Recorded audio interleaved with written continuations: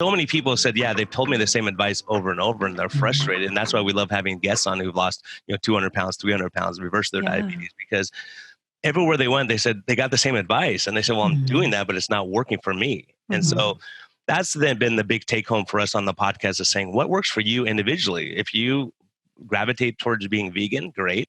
If you gravitate being more carnivore, great. If that's working for your body and your mood's great and your energy's great. So we're so individual. I don't think there's going to be a one size fits all at the end of the day where we say, okay, you could just do this for the rest of your life and you'll be fine. Or here's the step-by-step process. It's figuring out what works for you. And for me, I've been adjusting myself over my diet over time, saying, okay, let me try going more carnivore. Let me try, because I was eating a lot of nuts and cheese and I was gaining weight on a low carb diet and cutting out all the processed stuff. So I said, okay, that's it. New Year's, I'm giving that stuff up and I'm going to see where I go, I've lost weight over the holidays probably for the first time in my life, That's amazing. But getting sick didn't help either. It did help actually, but anyways. But that one word that you mentioned that Kelly and I use all the time is bioindividuality, and how critical and important it is for recognizing that there's not a one size fits all philosophy as it pertains to food, because it's really about what works for you, what resonates, and that can change. Like you mentioned, nuts and cheese were becoming a struggle, and that's so common because they're delicious. But I think throughout our lifetime, it may be that maybe one year you're paleo and the next year you're keto, and maybe the following year you may be carnivore, really just listening to what, works best for you and your lifestyle for sure.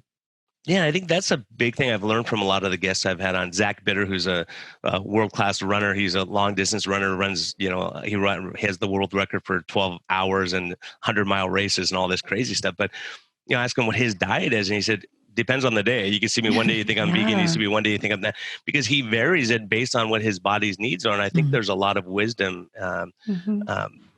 We had Ken Foley on, and he's a world-class bodybuilder type guy, physique competition guy. And his thing is, don't eat for winter, meaning a lot of the animals eat for winter, get fat, and then they eat differently in the spring, and so depending what food is available. And I think we're in a place where we get very confused, because if you look at the fruit that's in front of you, you're going to see that it's from Chile, it's from different countries, and it's shipped in. And so, it may be that there's some benefit of cycling in carbs and cycling out carbs as you get more fit. I think Tro has been doing that with his patients. He'll tell people to want a super high fat to start, and then take the fat out and add in more protein and change it based on their metabolic needs as time goes on. And he's having some great clinical success. And so I think we're going to learn. It's not, some people say, no, don't eat protein, eat too much. And it's so confusing. But I think for each of us, you have to say, okay, let me eat. And I've experimented a lot because it's fun for me. I like to see what happens to my cholesterol numbers because of, the effective diet. And it's kind of intriguing. I went on a pescatarian diet for a month, and my LDL went up 40 pounds. I was listening to that podcast. I love it. Yeah, but I lost 4 pounds in the process. So was it because I was in active weight loss? Because no matter how you lose weight, when people are and that's what scares a lot of people, is when they're losing weight. That a lot of times the LDL is going to do crazy stuff, and the triglycerides may even bump initially, and then boom, they'll drop like crazy as you're using that as an energy source. So I think it's just, it really is interesting. I think we're going to learn a lot. Dave Feldman is doing some great research on this topic. And I think when we start realizing what is a healthy diet, because, what I would have said was a healthy diet 10 years ago, I'd say, well, it's probably not, So I think we have to be able to be open to that and change with what works for that patient in front of us.